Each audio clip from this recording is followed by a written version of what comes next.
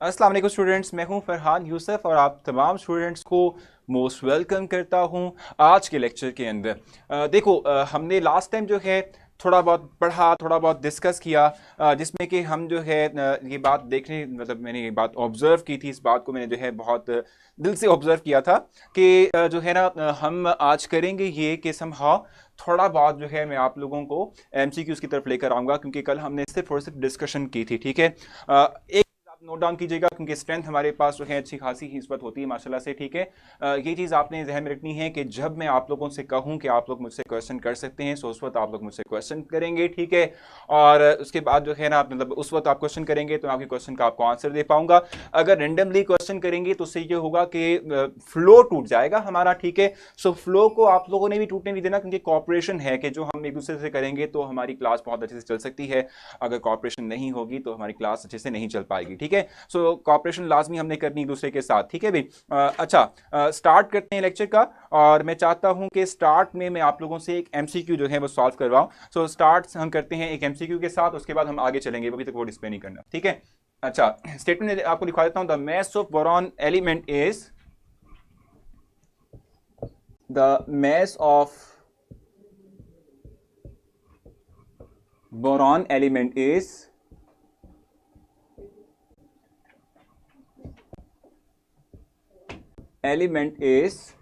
Around 10.8 AMU। ठीक है, ये हमारे पास क्या है 10.8 AMU है। ठीक है, अब क्वेश्चन क्या आपसे, which of the following term is not use for this math. ठीक है, इसमें से कौन सी टर्म है जो हम इसके लिए इस्तेमाल नहीं करते। Which of the following term is not used for this mass। ठीक है, इस मैथ के लिए हम कौन सी टर्म यूज नहीं करते।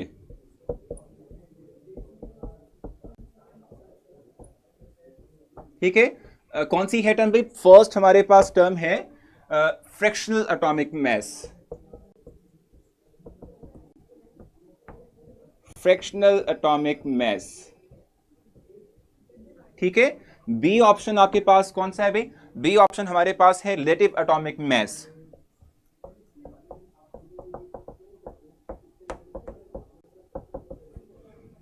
Relative atomic mass. ठीक है, सी ऑप्शन हमारे पास क्या आ जाता है भाई। सी ऑप्शन हमारे पास आता है मास नंबर।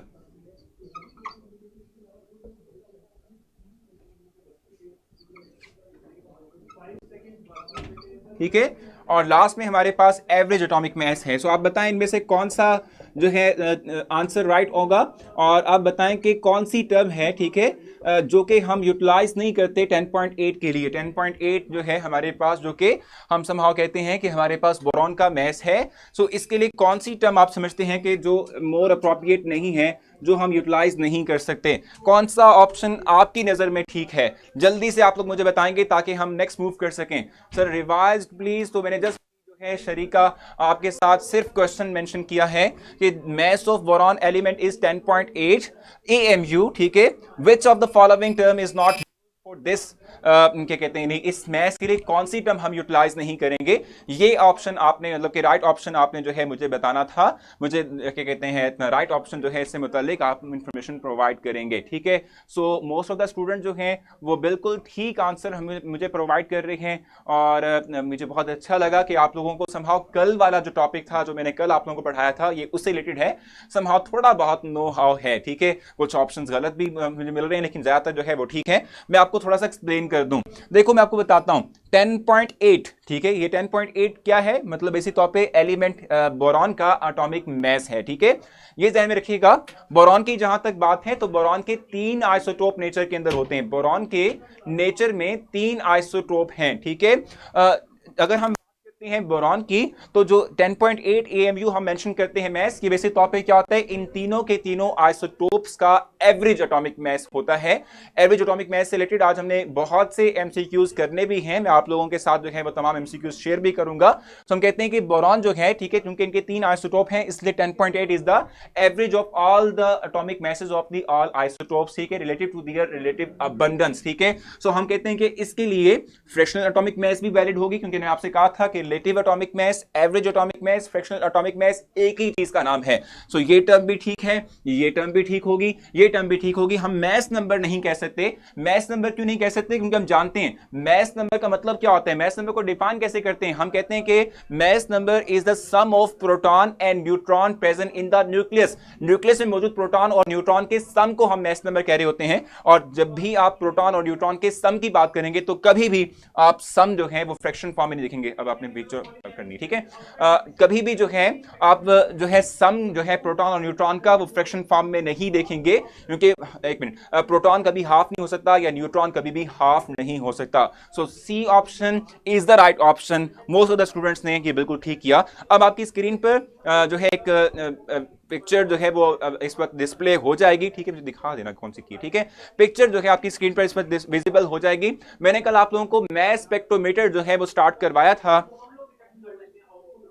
दिखा दो, ठीक है, मास स्पेक्ट्रोमीटर मैंने आप लोगों को स्टार्ट करवाया था और इस वक्त जो है बिल्कुल ठीक है। इस वक्त जो है मास स्पेक्ट्रोमीटर का मैंने आप लोगों को लास्ट टाइम स्टार्ट करवाया था, उसका स्केच एक मैंने आप लोगों के लिए बनाया हुआ था, ठीक है। वही स्केच मैं आप लोगों को डिस्प्ले कर रहा हूं ताकि मैं उन पॉइंट्स को एलेबोरेट कर सकूं, ठीक है, उन पॉइंट्स को थोड़ा बहुत जो है आप लोगों के लिए समझा सकूं और फिर हम जो है मूव करेंगे एमसीक्यूज एक्सरसाइज की तरफ। मैंने आज क्या कहते हैं कोशिश करनी है कि ज्यादातर जो मेरा जो क्या कहते हैं पोर्शन है आज के लेक्चर का वो एमसीक्यूज पर रहे, ताकि आप लोगों को एमसीक्यूज के थ्रू बहुत सी जो है इंफॉर्मेशन मिले।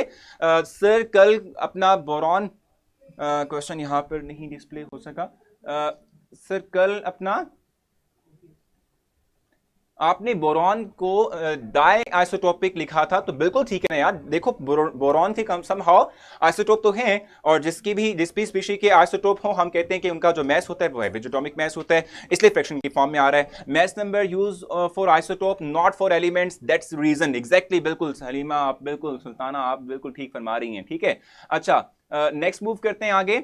और नेक्स्ट अगर हम आगे चलें तो हम कहते हैं कि हमारे पास इस वक्त टेबल है।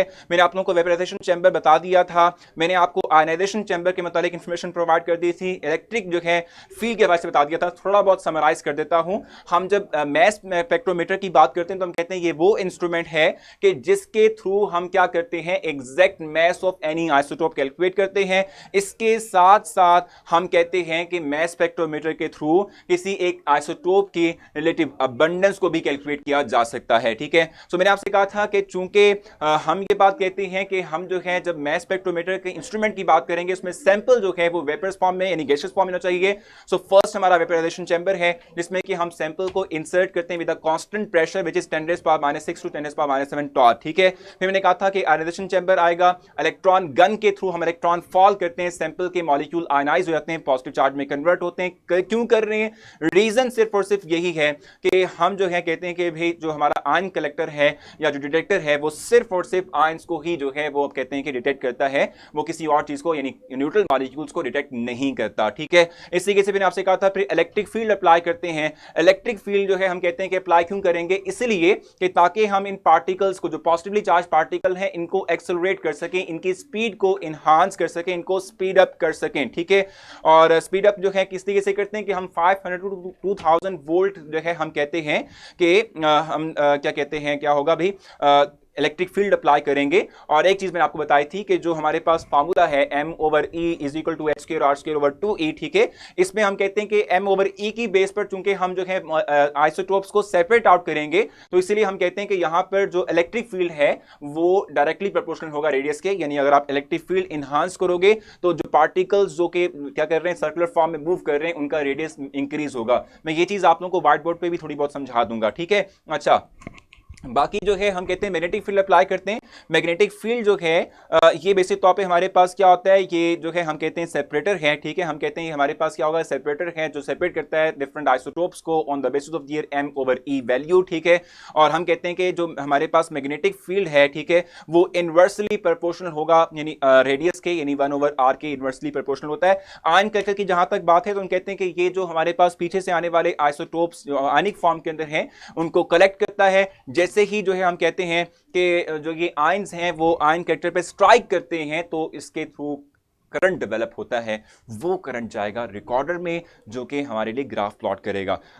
एक मैं पॉइंट क्लैरिफाई करता चलूँ, मैंने आपसे कहा शुरू में ही कि मैं आपके क्वेश्चंस बिटवीन जब मैं एक्सप्लेनेशन दे रहा हूँगा तब जो है मैं जो है आप लोगों के क्वेश्चंस नहीं जो है सुन पाऊंगा या नहीं उसके आंसर कर पाऊंगा, क्योंकि पता है क्या होता है 150 की स्ट्रेंथ है, आप लोग वेरी करते हैं, मतलब आपके जो माइंड लेवल है वो वेरी करता है। तो आप लोग जब जो है क्वेश्चंस करते हैं तो ड्यूरिंग द लेक्चर जब मैं डिलीवर कर रहा होता हूँ, जब मैं क्वेश्चंस की तरफ जाता हूं तो जो स्टूडेंट्स बड़े अच्छे से सुन रहे होते हैं सो एकदम से उनका माइंड डाइवर्ट हो जाता है और फिर क्या होता है कि फिर समझ नहीं आ पाती। सो इसलिए ड्यूरिंग द लेक्चर आपने जो है क्वेश्चन नहीं करना, जब मैं आपसे डिमांड करूंगा कि क्वेश्चन करें तब आप क्वेश्चन करना, ठीक है भी। अच्छा, सो मैं आपसे कह रहा था कि जो आयन कलेक्टर जिसको हम डिटेक्टर कहते हैं, वो जो आयन हमने आयनाइजेशन चैम्बर में डेवलप किए थे, और आयन क्यों डेवलप किए थे, मैंने आपसे कहा कि आयन कलेक्टर और या डिटेक्टर जो है वो सिर्फ और सिर्फ चार्ज स्पीशी को ही डिटेक्ट करता है, न्यूट्रल पार्टिकल्स को डिटेक्ट नहीं करता, ठीक है। सो आयन कलेक्टर पे जाके वो फॉल करेंगे, वहां से करंट डेवलप होगा, करंट की मैग्नीट्यूड जो है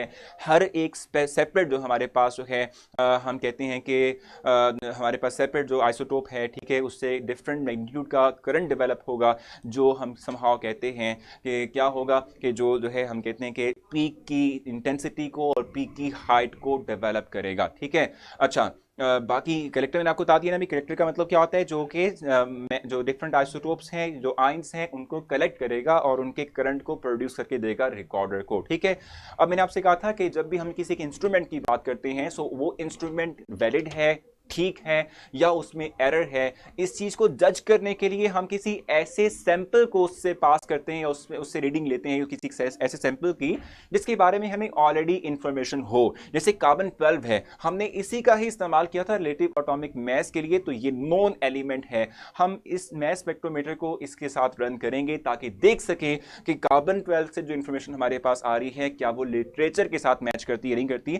अगर करती है इट मींस मास स्पेक्ट्रोमीटर ठीक है, अगर नहीं मैच करती इट मींस उसमें एरर है, उस एरर को हम रिजॉल्व करेंगे, ठीक हो गया। और इसके बाद फिर मैंने कहा था रिकॉर्डर में क्या होता है, रिकॉर्डर के अंदर जो डिटेक्टर के थ्रू आने वाले जो है हमारे पास करंट होगा, उससे पीक्स डेवलप होंगी, जो वो पीक्स बनाएगा, पीक की एग्जैक्ट लोकेशन एग्जैक्ट आइसोटोप के मास को शो करती है, पीक की हाइट शो करती है रिलेटिव अबंडेंस को। ये जो पिक्चर हमने लिखा है ये डिसअपीयर कर दें स्क्रीन से, अब स्क्रीन फुल दिखाइएगा जी। सो इस वक्त हम आते हैं व्हाइट बोर्ड पे, कुछ चीज़ें मैं यहाँ पर आप लोगों को बताता हूँ इस हवाले से, फिर हम चलेंगे टूवर्ड्स द एमसीक्यूज, हम एमसीक्यूज की तरफ चलेंगे, ठीक है जी। देखो होता ये है कि वीडियो रुक रही है भी, देख लो वीडियो रुक रही है, ऐसा है मामला। अच्छा देखो, होता ये है कि ये हमारे पास है डिटेक्टर, लेट्स सपोज डिटेक्टर जिसको हम आयन कलेक्टर भी कहते हैं, ठीक है, जिसको हम क्या कहते हैं, आयन कलेक्टर भी कहते हैं। ये हमारे पास क्या है, आयन कलेक्टर भी है। अच्छा, यहां पर क्या होता है कि जो पीछे से आने वाला सैंपल होता है मैग्नेटिक फील्ड की वजह से वो सर्कुलर फॉर्म के अंदर रोटेट करता है, ठीक है।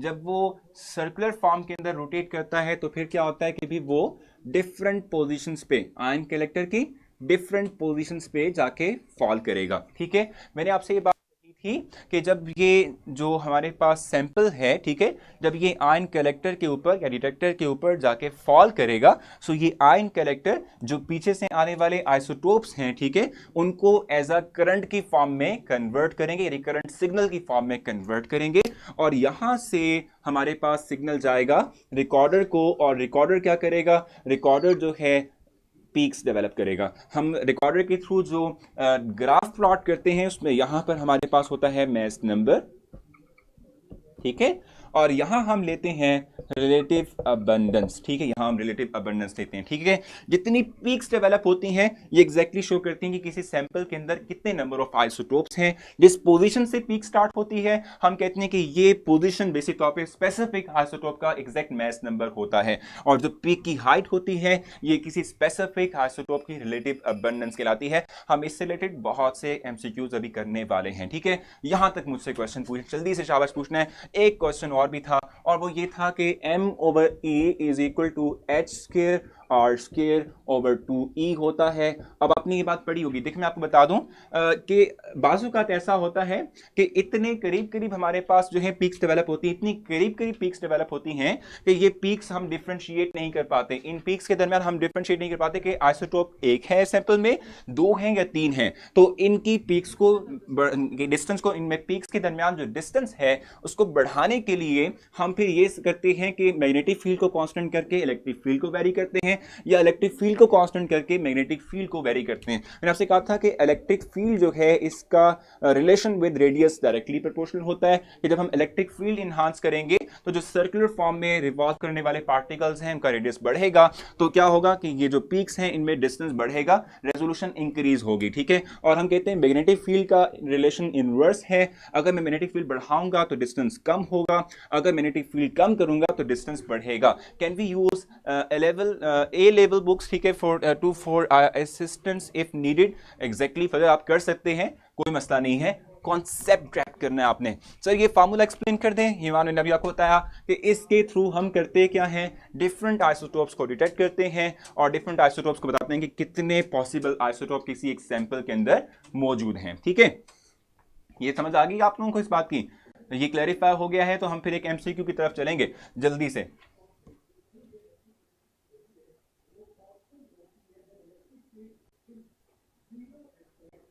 हाँ जी सर, ये फार्मूला एक्सप्लेन कर दें, ईमान कर दिया, अपनी बुक ही पढ़ लो वही बहुत है, ठीक है भाई। जल्दी से पहले क्वेश्चन करो भाई, अगर समझ आ गई तो क्लियर मेंशन कर दिया करो ताकि टाइम ज़ाया ना हो। ये सर टॉप करवाएंगे क्या, या सर टॉप करवाएंगे? बिल्कुल भाई, मैं तो आपको समझा ही रहा हूँ ना, ठीक है। ठीक है जनाब। सो हम इससे मुतालिक एक एमसीक्यू एक्सरसाइज कर लें, एक एमसीक्यू जो है वो डिस्कस कर लें अगर आप लोग कहते हैं तो। अगर आपको ये तमाम पॉइंट समझ आ चुके हैं, ग्राफ एक्सप्लेन कर दें। So mass number along the X axis, along the Y axis relative atomic mass लेते हैं और हम कहते हैं कि भाई जो एग्जैक्ट पोजीशन है हमारे पास किसी पीक की वो मास नंबर को शो करती है, जो हमारे पास जो है हाइट है ये रिलेटिव जो हमारे पास क्या कहते हैं इसे, रिलेटिव आप कह लें कि अबंडेंस है उसको शो करेगी। क्वेश्चन, शाबाश, जल्दी से क्वेश्चन करना है। अगर आपने क्वेश्चन करना है तो करें, नहीं तो फिर हम आगे चलेंगे। मूव ऑन सर, समझ आ गई है। सर इफ ए इंक्रीज होगा तो रेडियस तो 2 टाइम्स होगा, एग्जैक्टली देखो वो हम कहते हैं क्योंकि आर स्क्वायर इसलिए है ना। ठीक है ठीक है ठीक है जी। मैंने रिपीट क्या करना है जल्दी से बता दें। मैंने आपसे कहा कि जो हमारे पास पीछे से आने वाला सैंपल है वो आयन कलेक्टर या डिटेक्टर पे फॉल करता है। जब वो फॉल करेगा डिफरेंट पोजीशन पे फॉल करेगा, क्योंकि हम जानते हैं कि जो हमारे पास आइसोटोप्स होते हैं, ठीक है, उनमें मैस नंबर वेरी करता है। चूंकि मैस नंबर वेरी कर रहा है तो वो डिफरेंट पोजिशन के ऊपर जाकर क्या करते हैं, वो स्ट्राइक करते हैं। जब डिफरेंट पोजिशन पे स्ट्राइक करते हैं तो उनके थ्रू करंट डेवलप होता है। वो करंट जो है हम रिकॉर्ड करते हैं in the form of peaks, ठीक है, in the form of graph, ठीक है। और ग्राफ क्या करता है कि वो एग्जैक्ट लोकेशंस के थ्रू में बताता है कि हमारे पास किसी एक स्पेसिफिक आइसोटोप का एटॉमिक मास क्या था, और उसकी जो ग्राफ के अंदर जो पीक की हाइट होगी वो हमें शो करेगी कि हमारे पास जो है एग्जैक्टली तौर पे रिलेटिव अबंडेंस किसी की क्या है। आगे चलें, चलो आप जल्दी से चलते हैं। एक एमसीक्यू में आप लोगों को सॉल्व करवाऊंगा। मैंने अभी आपसे कहा था कि जब भी हमारे पास किसी एक एलिमेंट के अंदर पॉसिबल नंबर ऑफ आइसोटोप्स हों तो इसके लिए हम क्या करते हैं, उसके लिए हम जो है एवरेज एटॉमिक मास की टर्म को यूटिलाइज करते हैं। पीक कैसे बनेगी, पीक जो है वो करंट के थ्रू बनती है। जब हमारे पास आयन कलेक्टर के ऊपर फॉल करता है सैंपल तो उससे जो है पीक आयन के थ्रू पीक जो है करंट जो है डेवलप होता है, और वो करंट बेसिक तौर पे हमें पीक डेवलप करवाता है, ठीक है। अच्छा जल्दी से आगे चलते हैं। एक हमारे पास एक एमसीक्यू है सर, रिलेशन एच के साथ और ई के साथ सेपरेटली है, एग्जैक्टली बिल्कुल दोनों का सेपरेटली जो है आर के साथ रिलेशन होगा। आयशा ठीक है, यहां पर एक मैं एमसीक्यू राइट कर रहा हूं आप लोगों के लिए, उसको आप सॉल्व करेंगे। Sample a sample of neon is found to, ये बहुत आसान सा है लेकिन ये है कि हम इसके थ्रू प्रैक्टिस करेंगे कि किस तरीके से हम जो है एमसीक्यू ले सकते हैं, हमारे पास आ सकता है, ठीक है। अभी शांत से क्वेश्चन करें, शाबाश। Neon is found to be is found to exist as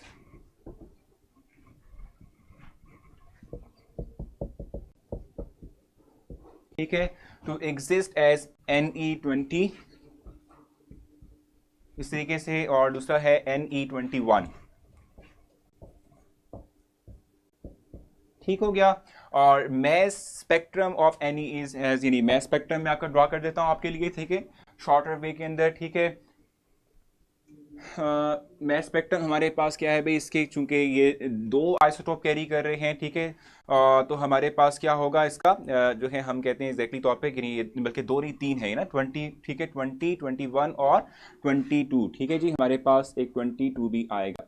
ठीक हो गया, ये तीन आइसोटोप्स हैं, ठीक है, तो इनकी तीन पीक्स आएंगी, और तीन पीक्स की मैं रिलेटिव अबंडेंस भी मेंशन करूंगा आप लोगों के लिए।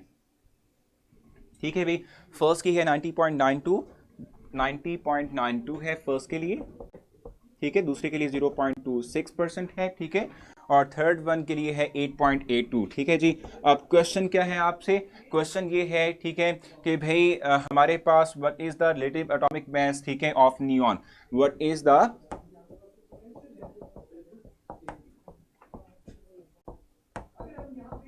Relative atomic mass of neon. ठीक है, ए ऑप्शन आपके पास आती है भाई क्या, 20.18, ठीक है, AMU। बी ऑप्शन आपके पास क्या आती है भाई, बी ऑप्शन आपके पास आती है 20.10 AMU। ठीक है, सी ऑप्शन आपके पास बनती है 20.28, आसान भी है कि 20.18 ही होती है। देखो मैंने आपको कहा था कि एवरेज एटॉमिक मास क्या होता है, हम कहते हैं कि जो हमारे पास नंबर ऑफ आइसोटोप्स होते हैं किसी भी एक एलिमेंट के अंदर, जो हम क्या कहते हैं इंडिविजुअल आइसोटोप का मास होता है, उसको हम मल्टीप्लाई करते हैं विद इट्स रिलेटिव अबंडेंस। तमाम के आइसोटोप्स के मासेस को हम ऐड करते हैं, डिवाइड करते हैं 100 से। किस तरीके से हम करेंगे इसको भाई, अगर इसको हम सॉल्व करना चाहें तो कैसे करेंगे, फर्स्ट जो है हमारे पास आइसोटोप का मास, उसको हम मल्टीप्लाई करेंगे with its relative abundance which is 90.92। ठीक है, फिर हम ऐड करेंगे विद द, यानी हमारे पास जो एटॉमिक मास है सेकंड का 21, इसको हम मल्टीप्लाई करेंगे with its relative abundance which is 0.26। ठीक है, और उसके बाद हमारे पास क्या आएगा, थर्ड आइसोटोप जो हमारे पास है, ठीक है, मैं सी ऑप्शन राइट कर देता हूं यहां पर आगे, लेकिन फर्स्ट हम इनको राइट कर लें। ठीक है, 22 को हम मल्टीप्लाई करेंगे विद 8.82 और टोटल को डिवाइड कर देंगे with 100, so it will give us 20.18। ठीक है, सो इस तरीके से हम रिलेटिव एटॉमिक मास या एवरेज या फ्रैक्शनल मास, सॉरी एवरेज एटॉमिक मास जो है वो हम फाइंड आउट करते हैं। ठीक है जी, एवरेज एटॉमिक मास जो है वो हम इस तरीके से कैलकुलेट करते हैं। ठीक हो गया, ये बेसिक तौर पे हमारे पास इंफॉर्मेशन के जो हम कलेक्ट करते हैं। एक मैं चीज आप लोगों से शेयर करना चाहूंगा रिलेटेड टू मास स्पेक्ट्रोमीटर। देखो हम ये बात जानते हैं कि दो तरह के हमारे पास मास स्पेक्ट्रोमीटर होते हैं, एक हमारे पास डेम्स्टर है और एक हमारे पास जो है एस्ट्रॉन है। ठीक है, डेम्स्टर और एस्ट्रॉन मास स्पेक्ट्रोमीटर है। अगर आपसे पूछा जाए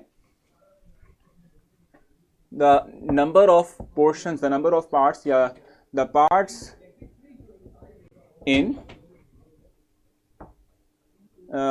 Dempster's mass spectrometer, mass marker देख लें, mass spectrometer।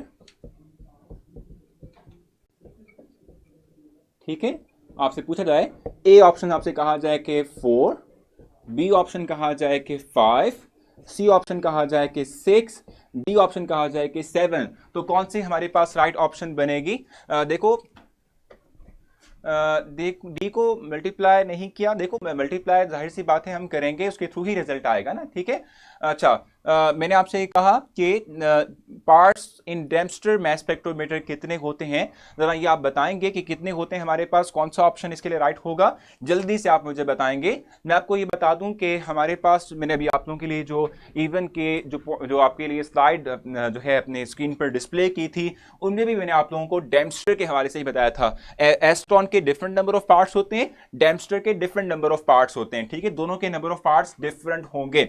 एग्जैक्टली जो राइट ऑप्शन बनता है वो डी है, ठीक है, राइट ऑप्शन डी है। और अगर मैं यही क्वेश्चन इस तरीके से पूछता कि एस्टॉन में कितने होते हैं, सो एस्टॉन्स मैस स्पेक्ट्रोमीटर के अंदर आपने कहना था कि हमारे पास जो राइट ऑप्शन बनती है इसके लिए मैस स्पेक्ट्रोमीटर की, एस्टॉन के अंदर मैस स्पेक्ट्रोमीटर के अंदर जो हमारे पास नंबर ऑफ पार्ट्स होते हैं वो 5 होते हैं। So 5 is the right option for Aston mass spectrometer and Dempster के लिए 6 होता है। तो ये चीज आप अपने पास नोट डाउन करेंगे, 6 for Dempster and 5 number of parts होते हैं for Aston mass spectrometer. Reason क्या है कि एस्टॉन के अंदर हम ऐसे सैंपल लेके चलते हैं कि जो ऑलरेडी लिक्विड फॉर्म यानी गैसियस फॉर्म के अंदर होते हैं, जिनको हम वेपराइज नहीं करते, ठीक है, लिक्विड फॉर्म हाईली वोलेटाइल होते हैं, वेपर्स फॉर्म में कन्वर्ट हो जाते हैं थोड़ी सी एनर्जी प्रोवाइड करने से। सो एस्टॉन में 5 होंगे और डेम्स्टर के अंदर ये 6 होते हैं। जल्दी से मूव करते हैं नेक्स्ट की तरफ, ठीक है, एक और एमसीक्यू करेंगे, फिर मैं जाऊंगा towards the mole concept and Avogadro's number, उसके हाल से हम बात करेंगे। मैं आप लोगों के लिए कुछ फार्मूलाज जो है आपकी स्क्रीन पर लिखूंगा और उसके बाद बिल्कुल एग्जैक्टली एस्टॉन में 5 होते हैं, ठीक है। In Dempster mass spectrometer all of the following statement are matched correctly except, ठीक है, आई थिंक ये तो बहुत लेंथी हो जाएगा, मैं इसको आपके साथ शेयर कर दूंगा, ठीक है भाई। 6 क्यों होते हैं जैनब कह रही है, सो 6 के जो है रीजन यही है कि डेम्स्टर के अंदर हम सॉलिड सब्सटेंस की जो है बात करते हैं, ठीक है, सॉलिड सब्सटेंस जो है हम क्या कहते हैं लेके चल रहे होते हैं, तो सॉलिड सब्सटेंस को पहले वेपराइज करना पड़ेगा, इसलिए हम कहते हैं डेम्स्टर के अंदर 6 होंगे, ठीक है। और सर स्लाइड पर तो 7 पॉइंट्स थे, देखिए वो उसमें हमने ना कार्बन के साथ कंपैरिजन भी तो लिखा हुआ था ना, तो कंपैरिजन तो पार्ट में नहीं आएगा ना, कंपैरिजन तो पार्ट में नहीं आएगा। कौन कौन से हैं, एक हमारे पास वेपराइजेशन चैम्बर था डेम्स्टर के अंदर, दूसरा आयनाइजेशन चैम्बर था, तीसरा इलेक्ट्रिक फील्ड था, ठीक है, चौथा हमारे पास क्या आ गया था मैग्नेटिक फील्ड, ठीक है, पांचवा हमारे पास आयन कलेक्टर था और छठा जो था वो रिकॉर्डर था, ठीक है। सो ये हमारे पास, ठीक है, रिकॉर्डर भी तो था, तो देखो 6 मैंने गिनवा दी ना आपको, ठीक है। और उसके बाद एस्टॉन की बात करते हैं तो उसमें वेपराइजेशन चैम्बर नहीं होता, ठीक है, क्योंकि हम ऑलरेडी वेपर्स फॉर्म में ले रहे होते हैं। वेपराइजेशन चैम्बर में कौन कौन से होते हैं, आयनाइजेशन चैम्बर होता है, ठीक है, और उसके बाद हम कहते हैं कि आयनाइजेशन चैम्बर के बाद डायरेक्टली तौर पे हमारे पास आता है इलेक्ट्रिक फील्ड, ठीक है, फिर हमारे पास आता है मैग्नेटिक फील्ड, फिर हमारे पास आयन कलेक्टर आता है और पांचवा हमारे पास क्या होता है, last one which is recorder, ठीक है। सो ये चीजें आपने अपने पास जहन में रखनी है। मैंने आपको जो डिस्प्ले की थी, जो क्या कहते हैं समहाउ एक स्लाइड, ठीक है, उसके थ्रू भी यही चीज आई थी। उसमें जो एक इजाफी चीज़ थी वो ये थी कि हम जो है सिर्फ और सिर्फ वो नहीं करते, यानी क्या कहते हैं जो कार्बन है, ठीक है, वो एज अ पार्ट कंसीडर नहीं करते। बगैर सॉल्व करने के इजी मेथड समझाते हैं, वही समझाने लगा हूँ फायदा, अभी हम उसी तरफ जाने लगे हैं। अब मैं आप लोगों को बताऊंगा किस हवाले से भी नेक्स्ट मैं मूव करवाता हूँ आप लोगों को, और जो है नेक्स्ट में आप लोगों को जो है समझाऊंगा mole of concept and mole of Avogadro's number, ठीक है, और फिर मैं आपको समझाऊंगा। देखो ये जो कोर्स हम फॉलो कर रहे हैं ये एमडी कैट का कोर्स है जो यूएचएस ने हमें प्रोवाइड किया हुआ है, ठीक है, वो हम फॉलो कर रहे हैं। सो मोल ऑफ कॉन्सेप्ट और एवोगैड्रोस नंबर हम इस वक्त डिस्कस करेंगे। कॉन्सेप्ट ऑफ मोल थोड़ा सा क्लैरिफाई कर दूं मैं, कॉन्सेप्ट ऑफ मोल, ठीक है, ये मैं आप लोगों को बता रहा हूं, ठीक है। आपने जो है बहुत छोटी अर्ली स्टेजेस के ऊपर मोल के हवाले से जो है आपने पढ़ा हुआ है, 9th क्लास में इवन आपने पढ़ा हुआ है। आप ये बात जानते हैं कि जब भी कोई हम एक एटम लेते हैं, अगर उसके एटॉमिक मैस के इक्विवेलेंट ग्राम में हम उसका मैस ले लें तो वो हमारे पास क्या होता है, वो 1 मोल होता है। अगर हम जो है किसी एक मॉलिक्यूल की बात करते हैं, जी जी हलीम आप बताएं जल्दी से, क्वेश्चन क्या आपका। अगर हम किसी मॉलिक्यूल की बात करते हैं, हम कहते हैं मॉलिक्यूलर मैस जो है, ठीक है, उसको अगर हम ग्राम में ले लेंगे तो हम कहते हैं कि हमारे पास क्या होगा, मॉलिक्यूलर मैस को इन ग्राम में लेंगे तो वो हमारे पास 1 मोल होगा, ठीक है। अगर हमारे पास फार्मूला यूनिट है तो फार्मूला यूनिट मैस को ग्राम में लेंगे तो भी 1 मोल होगा। एग्जांपल हम ले लेते हैं, फॉर एग्जांपल मैं अगर 18 ग्राम्स ऑफ H2O की बात करता हूं, सो 18 grams of H2O will give us 18 gram of H2O will have, ठीक है, 1 मोल, जी 1 मोल के इक्वल होगा। यानी जब भी हम किसी मॉलिक्यूलर मैस को ग्राम में मेंशन कर लेते हैं तो वो 1 मोल के इक्वल होता है। ये चीज आपने पहले भी पढ़ी हुई है, ठीक है। इसी तरीके से हम कहते हैं कि अगर मेरे पास जो है फॉर एग्जांपल आयरन है, ठीक है। सो अगर मैं आयरन का क्या करता हूं अभी 56 ग्राम ऑफ आयरन ले लेता हूं, 56 ग्राम ऑफ आयरन, ठीक है, ले लेता हूं। सो ये एग्जैक्टली क्या होगा, ये एग्जैक्टली 1 मोल के इक्वल होगा। रीजन क्या है, रीजन यही है कि 56 बेसिक तौर पे एटॉमिक मास है आयरन का, अगर मैं इसको ग्राम में लेता हूं तो इट विल गिव अस 1 मोल, ठीक है। इस तरीके से अगर मैं क्या करता हूं भाई, अगर मैं 58.5 ग्राम्स, ठीक है, ऑफ NaCl लेता हूं, ठीक है, सो ये भी एग्जैक्टली 1 मोल के इक्वल होगा, ठीक है, क्योंकि हम जानते हैं कि जो हमारे पास सोडियम क्लोराइड है ये बेसिक तौर पे हमारे पास क्या है, ये बेसिक तौर पे हमारे पास जो है क्या कहते हैं फार्मूला आयनिक कंपाउंड है, जिसके लिए फार्मूला यूनिट मास इस्तेमाल करते हैं, और फार्मूला यूनिट मास बेसिक तौर पे 58.5 होता है किसका, NaCl का, तो वो ग्राम में लेंगे तो 1 मोल के इक्वल होगा। और क्वेश्चन रीमा कह रही है कि सर E एंड H का स्क्वायर, ठीक है, के 7 रिलेशन है क्या ये, और के 7 समझ नहीं है भी, आपके क्वेश्चन ही क्लैरिफाई नहीं है हलीमा, कैसे इसका आंसर दे दूं मैं। अच्छा, मैं आपसे कहता सर एम्पलीफायर एंड रिकॉर्डर के इन मॉडर्न मैस स्पेक्ट्रोमीटर के हिसाब से तो 7 बनते हैं। देखो मॉडर्न नहीं, जो हमारी बुक में है हम उसको फॉलो करेंगे, ठीक है। मैं यही कह रहा हूं आप लोगों से कि जो आप लोगों का मैस स्पेक्ट्रोमीटर इस वक्त आपकी बुक में दिया हुआ है ना, हम उसको फॉलो करेंगे, और उसकी तरह से ही हम जो है मतलब नंबर ऑफ पार्ट्स बताएंगे जो हमारी बुक में है, ठीक है। मैस ऑफ 1 एटम, देखो ये AMQ बेसिक तौर पे हमारे पास यूनिट होता है भाई, बिल्कुल मेरी तो सुन लो, अस्मा बिल्कुल सही कह रही है भाई, मेरी तो सुन लो, जो मैं बता रहा हूं आप लोगों को पहले वो तो इन्फॉर्मेशन ले लो, ठीक है। अब क्वेश्चन नहीं देखें आप सर, अब अच्छा भाई क्वेश्चन नहीं देखें आप, ठीक है, बिल्कुल सही कह रही है निशा। सो 18 grams of water will give us 1 मोल, ठीक है, 56 gram of iron will give us 1 mole, 58.5 grams of NaCl will give us 1 मोल, ठीक है। ये चीज आपको पता होना चाहिए कि हम मोल और एवोगैड्रोस कॉन्सेप्ट की जब बात करते हैं तो हम कहते हैं कोई भी चीज जो है जब 1 मोल होगी तो उसके अंदर नंबर ऑफ पार्टिकल्स कितने होंगे, नंबर ऑफ पार्टिकल्स हमारे पास एवोगैड्रोस नंबर के इक्वल होंगे, विच इज 6.02 × 10⁻23, ठीक है। यानी हम कहते हैं कि ये भी 6.02 × 10⁻23 नंबर ऑफ पार्टिकल कैरी करेगा, ये भी 6.02 × 10⁻23 नंबर ऑफ पार्टिकल्स कैरी करेगा, ये भी 6.02 × 10⁻23 नंबर ऑफ पार्टिकल्स कैरी करेगा। अगर आप लोगों को यहां तक समझ आ गई है तो मैं कल जो मैंने आप लोगों से क्वेश्चन पूछा था इन ओरिएंटेशन, वो मैं आप लोगों को एक्सप्लेन करूंगा। सर काफी जगह डेम्स्टर के पार्ट्स 5 हैं। डेम्स्टर देखो सॉलिड के लिए हम इस्तेमाल करते हैं, और सॉलिड के लिए पहले हम वेपराइजेशन करते हैं तो 6 पार्ट्स उसके होते हैं। भाई मुझ पे जो है थोड़ा सा बिलीव कर लो, क्योंकि ये आपकी भलाई के लिए है। 6 हैं इसके पार्ट्स, और जी फार्मूला H के R के E नहीं है, एग्जैक्टली वो डिफरेंट है। शेरबानो आप डिफरेंट लेके चल रही हैं, ठीक है। हलीमा के लिए मैं फिर से राइट करूंगा, वो relation E is directly proportional to R और H is inversely proportional to R, ठीक है। ये मैं लिख रहा हूं आप लोगों के लिए हलीमा, ये मैंने आपके लिए लिखे हैं कि इलेक्ट्रिक फील्ड डायरेक्टली प्रोपोर्शनल होते हैं और इनवर्सली प्रोपोर्शनल होता है R के साथ, हम कहते हैं ये वाला, ठीक है जी। रिलेशन मैंने आपको बता दिया, ठीक है। अगर आप लोगों को यहाँ तक ये तमाम चीजें क्लैरिफाई हो चुकी हैं तो हम मूव करेंगे, और मैं आपको कल वाला क्वेश्चन जो है समझाऊंगा, ठीक है। ये देख लो भाई हलीमा, आपके लिए मैंने मेंशन किया हुआ है व्हाई वी यूज मोल, भाई ये तो बड़ी बेसिक बात है यार। Why we use mole, it is the simplest unit which will describe the amount of any substance, ठीक है। पिक प्रूफ के तौर पर भाई क्या करते हो भाई, यही क्वेश्चन था, बता दिया ना मैं आपको कि he is directly proportional to R और H is inversely proportional to R। अब मैं आप लोगों के लिए वो क्वेश्चन एक्सप्लेन करता हूं जो मैंने आप लोगों को कल दिया था ओरिएंटेशन के अंदर, ठीक है। मैंने आप लोगों से कहा था कि हम कहते हैं कि अगर हमारे पास क्या हो भाई, अगर जो है हम उसको जरा देख पाए उस क्वेश्चन को जो मैंने आप लोगों के लिए प्रोवाइड किया हुआ था।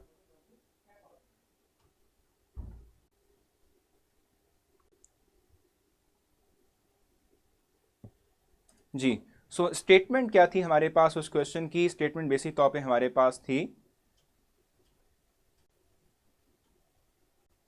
नहीं यहाँ पर, ठीक है। मैंने आप लोगों को ये बात बताई थी कि भाई टेबल सॉल्ट, ठीक है, टेबल सॉल्ट यानी NaCl की हम इस वक्त बात कर रहे थे, और NaCl की बात करें तो मैंने आपसे कहा था 58.5 बेसिक तौर पे ग्राम में क्या होता है इसका फार्मूला यूनिट मास होता है, ठीक है।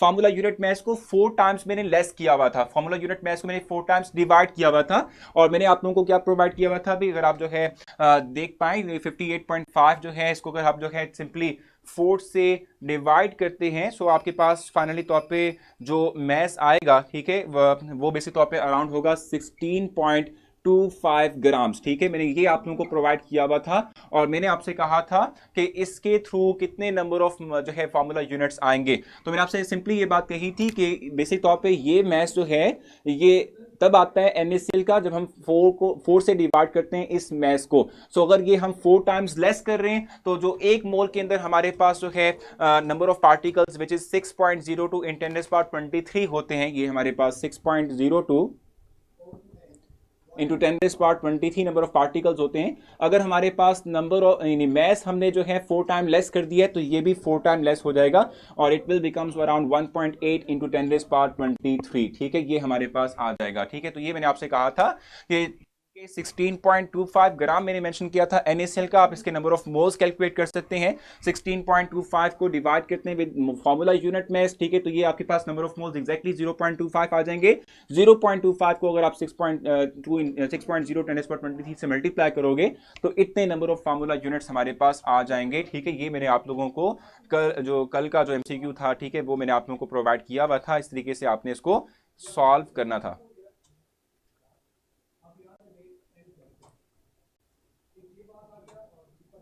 जी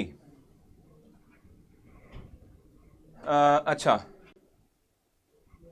नहीं देखो, हम जब बात करते हैं तो स्क्वायर नहीं मेंशन करते, हम सिर्फ इलेक्ट्रिक फील्ड और रेडियस के दरमियान रिलेशन देख रहे होते हैं। स्क्वायर हमें नहीं चाहिए, ठीक है। आप उस वक्त से लेके बैठी हुई हैं इस क्वेश्चन को।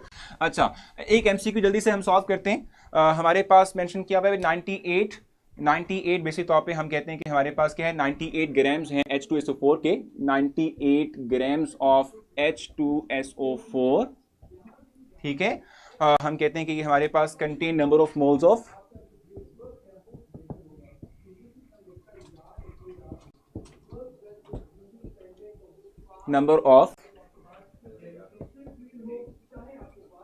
मोल्स ऑफ आयंस, ठीक है। ए ऑप्शन आपके पास जो है वो है 4.0 मोल्स, यानी कि 4 मोल्स, ठीक है। बी ऑप्शन आपके पास है भी 2 मोल्स, ठीक है। सी ऑप्शन आपके पास क्या बनती है भी 1 मोल और डी ऑप्शन आपके पास बनती है भी 3 मोल्स, ठीक है। सो आपने देखना है कि कौन सा जो है ऑप्शन आपके लिए राइट ऑप्शन बनता है। अब आप सबसे पहले करेंगे क्या, आप सबसे पहले इस क्वेश्चन की स्टेटमेंट में जो गिवन मैस है उसको देखेंगे। जो भी गिवन मैस होता है, ठीक है, वो आप क्या करेंगे भाई, उसके थ्रू आप नंबर ऑफ मोल्स कैलकुलेट करते हैं। देखो, अगर आप H2SO4 की बात करते हो तो H2SO4 के अंदर इसका मॉलिक्यूलर वेट क्या होता है, हाइड्रोजन का जो है 1 होता है, ये 2 है, ठीक है। सो इसके बाद सल्फर आ जाएगा, सल्फर का आप ऐड करोगे, सल्फर का कितना होता है भी, सल्फर बेसिक तौर पे 32 होता है। ऑक्सीजन जो है ये 4 है, 16 इंटू 4 आप करते हैं तो टोटल ये 98 ही बनता है, ठीक है। सो सल्फ्यूरिक एसिड का मॉलिक्यूलर वेट हमारे पास है, इट इज 98। सो सिंपली आप 98 को अगर 98 से डिवाइड भी करते हैं so it will give us 1, ठीक है। अगर आप H2SO4 के आयनाइजेशन की बात करते हो सो H2SO4 के आयनाइज होने से 2 H+ आयन बनेंगे और एक SO4 नेगेटिव आयन की डेवलपमेंट होगी। टोटल नंबर ऑफ आयन्स कितने बने, 2 H+ आयन है, एक नेगेटिव आयन है, टोटल नंबर ऑफ आयन्स बन गए 3, ठीक है। सो इट मींस कि अगर हमारे पास इनिशियली तौर पे सल्फ्यूरिक एसिड जो है वो 1 मोल था, so number of moles of ion कितने होंगे, इट विल बी 3। सो ये ऑप्शन हमारे पास राइट बनेगा, ठीक है। इस तरीके से आपने जो है इसको सॉल्व करना है, इस तरीके से ये क्या होगा, सॉल्व होगा, ठीक है।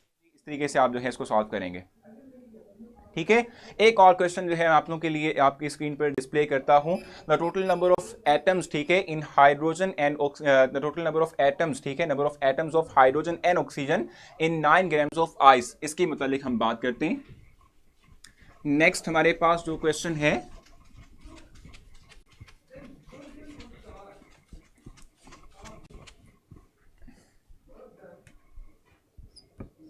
The total number of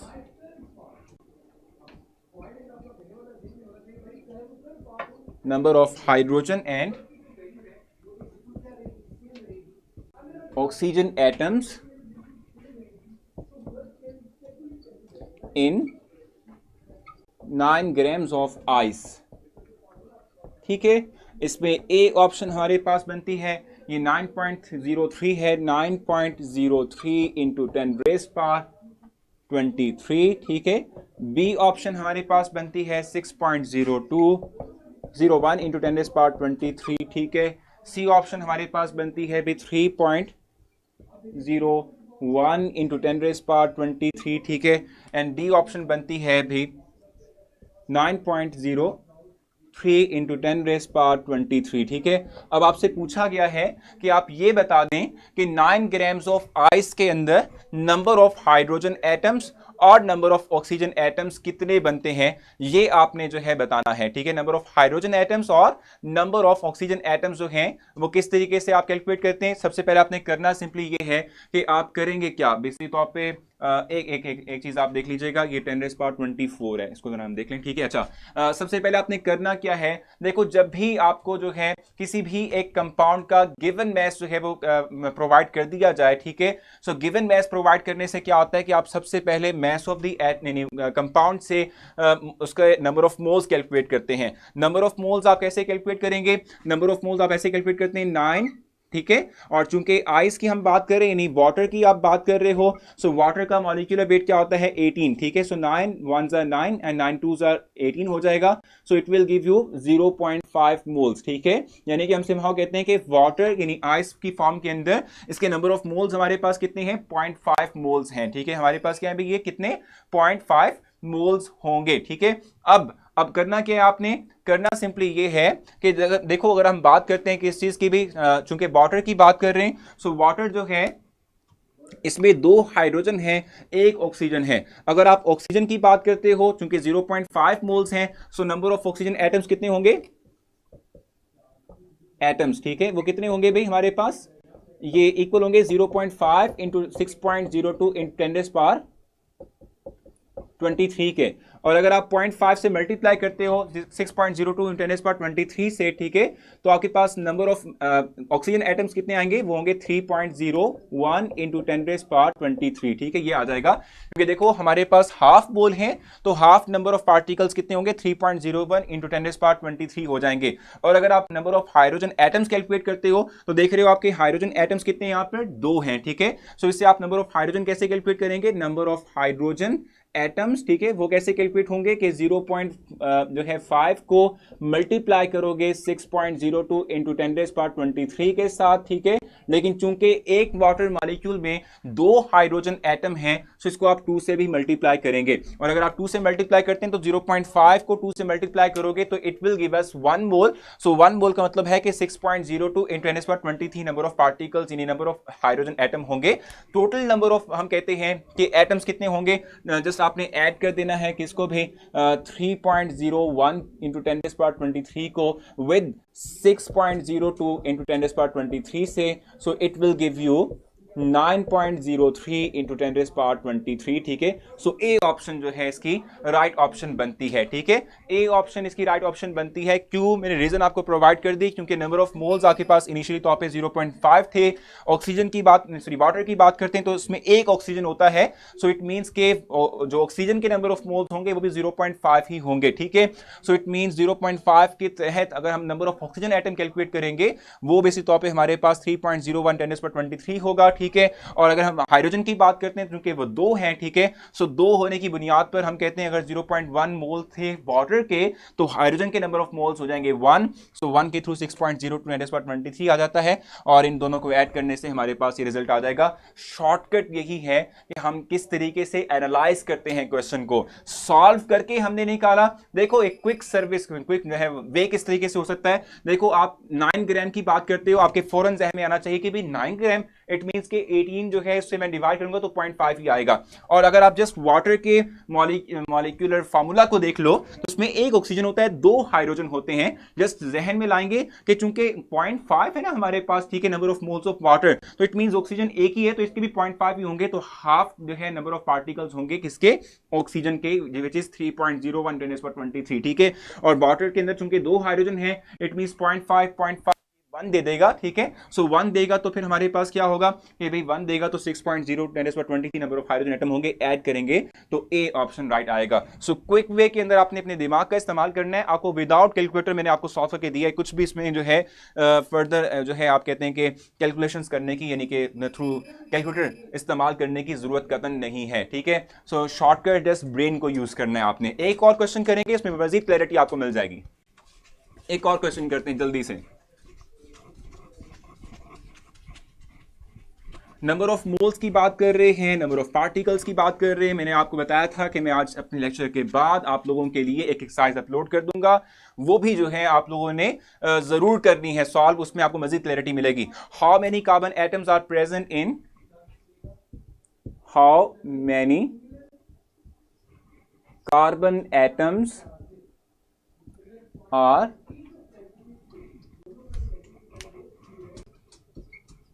present in 36 grams of glucose, grams of glucose। ठीक है जी, ऑप्शंस मैं आपको प्रोवाइड कर देता हूं। ए ऑप्शन हमारे पास क्या है, फर्स्ट ऑप्शन हमारे पास है 1.2 इंटू 10⁻23। ठीक है, बी ऑप्शन हमारे पास यानी क्या है हमारे पास भी, बी ऑप्शन हमारे पास है, भाई स्मार्ट में कुछ करो, 1.2 इंटू 10⁻24, इसको लो, ठीक है, 24। सी ऑप्शन आपके पास है 7.2 इंटू 10⁻23। ठीक है, सिंपल सर, 3 को मल्टीप्लाई करें Na से तो 0.25 जो मोल्स हैं उससे भी, क्या सारी किस का क्वेश्चन पूछ रहे हैं बता जल्दी से। अच्छा, सी ऑप्शन यानी डी ऑप्शन हमारे पास क्या है भी, 7.2 इंटू 10⁻, कितना बनता है भाई ये 24। अब इसमें आपने राइट ऑप्शन तलाश करना है। सबसे पहले जो है आपको पता होना चाहिए कि आपके पास ग्लूकोज है क्या। ग्लूकोज के बारे में आप जानते हैं कि ये होता है C6H12O6 होता है। इससे आप मॉलिक्यूलर फार्मूला जहन में लाएंगे फौरन से, ये बेसिक तौर पे हमारे पास 180 होता है। ठीक है, अब चूंकि मॉलिक्यूलर फार्मूला आपको पता है, गिवन मैस आपको प्रोवाइड कर, तो फौरन से आपने करना यह है कि नंबर ऑफ मोल्स जो है आप उसके कैलकुलेशन की तरफ जाएंगे, नंबर ऑफ मोल्स को कैलकुलेट करेंगे। सो नंबर ऑफ मोल्स कैसे कैलकुलेट करने, 36 डिवाइडेड बाय 180। ठीक है, और चूंकि आप चाहते हैं कि आपको नंबर ऑफ कार्बन एटम्स पता चल जाए, ठीक है, आप क्या चाहते हैं भाई, आपको नंबर ऑफ जो है कार्बन एटम्स पता चल जाए। देखो, एक मॉलिक्यूल के अंदर कार्बन के ग्लूकोज के एक मॉलिक्यूल के अंदर नंबर ऑफ कार्बन एटम्स कितने हैं, 6। ठीक है, सो आप करेंगे क्या कि इसको मल्टीप्लाई करेंगे 6.02 इंटू 10⁻23 के साथ। ठीक है, और साथ में ही इसको 6 से भी मल्टीप्लाई कर देंगे। रीजन क्या है मैं आपको फिर से बता दूं, ये समहाउ एक शॉर्टकट जिसके थ्रू हम इस पूरे के पूरे एमसीक्यू को फौरन से सॉल्व कर सकते हैं। वो क्या है, देखो मैंने आपसे कहा ग्लूकोज की हम बात कर रहे हैं, हमारे पास मैस किस चीज का है, ग्लूकोज का है। सो मैस ओवर मोलर मैस जो है, ठीक है, मैस ओवर मोलर मैस जो है आपको नंबर ऑफ मोल्स प्रोवाइड करेगा ग्लूकोज के। ठीक है, और पहले आप ग्लूकोज के नंबर ऑफ पार्टिकल्स कैलकुलेट करते हो किस तरीके से, नंबर ऑफ मोल्स को 6.02 × 10⁻23 से मल्टीप्लाई करते हुए। अगर आप एक मॉलिक्यूल की बात करते हो तो इसमें 6 कार्बन एटम होते हैं, तो आप इसको 6 से भी मल्टीप्लाई कर दोगे। तो जब इसको सॉल्व करोगे तो इसके सॉल्व करने से 7.2 × 10⁻23 7.2 × 10⁻23 हमारे पास आंसर आएगा। ठीक है, और ये ऑप्शन कौन सी बनती है भाई, ये ऑप्शन सी ऑप्शन बनती है। ठीक है, क्वेश्चन है कोई यहां तक इस हवाले से, इस क्वेश्चन के हवाले से कोई क्वेश्चन है तो मुझसे पूछेंगे।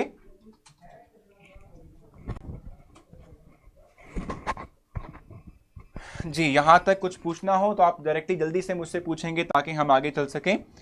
6.02 × 10⁻23 को नंबर ऑफ मोल से मल्टीप्लाई किया, चूंकि एक ही मॉलिक्यूल में 6 कार्बन एटम थे, इसलिए 6 से मल्टीप्लाई फौरन से आपने कर देना है और फिर इसको सॉल्व करना है। और सॉल्व कैसे कर सकते हैं, 6 1s are 6, 6 3s are और 0 आ गया। ठीक है, 36 को 3 और 3 को जो है आपने 30 को जो है सिंपली कर लें किस तरीके से, 36 × 30 पॉइंट हमारे पास 0 लग गया। ठीक है, और 30 12s are हम कहते हैं कि ये हमारे पास क्या होगा अभी 360 होगा। सो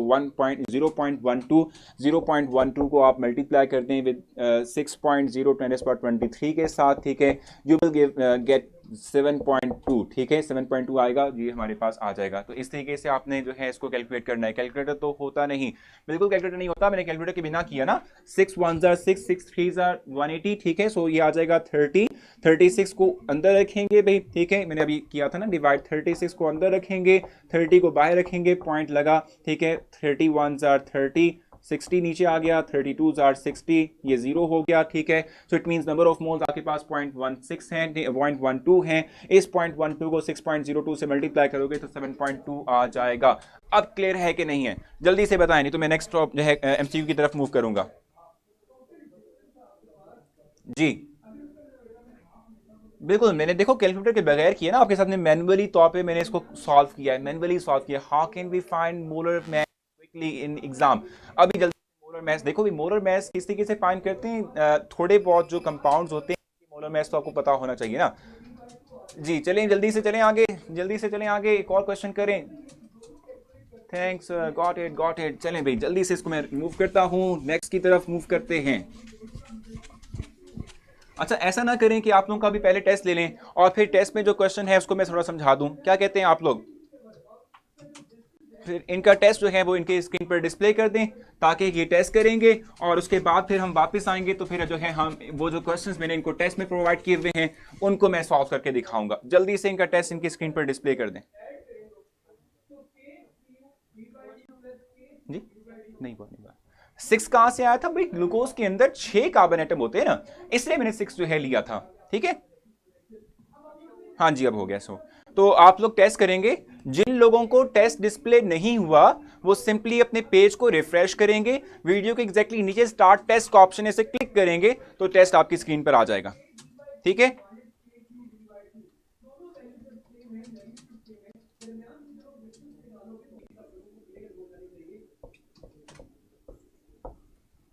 सो टेस्ट के लिए जस्ट 3 सेकंड्स रिमेन है, जिसके बाद आप लोगों का टेस्ट डिस्प्ले हो जाएगा, ऑटोमेटिकली रिजल्ट डिस्प्ले बेसिक तौर पे हो जाएगा, ठीक है। सो रिजल्ट जो है वो आप लोगों की स्क्रीन पर होगा, ठीक है। फौरन से मैं आप लोगों को इस एमसीक्यू पे लेकर आना चाहूँगा। जो टेस्ट था आप लोगों का वो इंतहाई आसान, जस्ट डायरेक्ट एमसीक्यूज थे, उसमें कोई मुश्किल बात ऐसा नहीं थी, ठीक है। फौरन से आप लोग आएंगे इस एमसीक्यू की तरफ, ठीक है। इस एमसीक्यू को हम देखते हैं, इसको हम जो है सॉल्व करेंगे। स्टेटमेंट है the largest number of moles, ठीक है, यानी इनमें से कौन सा ऑप्शन राइट है कि जिसके नंबर ऑफ मोल्स सबसे लार्जेस्ट है, नंबर ऑफ मोल्स सबसे ज्यादा होंगे, ठीक है। सो वो किस तरीके से आपने देखना है, सिंपली गिवन मास है, मॉलिक्यूलर मास से डिवाइड करके आप नंबर ऑफ मोल्स जो हैं वो कैलकुलेट कर सकते हैं। मैं आपको एक चीज बता दूं, होता क्या है, नंबर ऑफ मोल्स का मतलब क्या होता है, जिसको एन से शो करते हैं, गिवन मास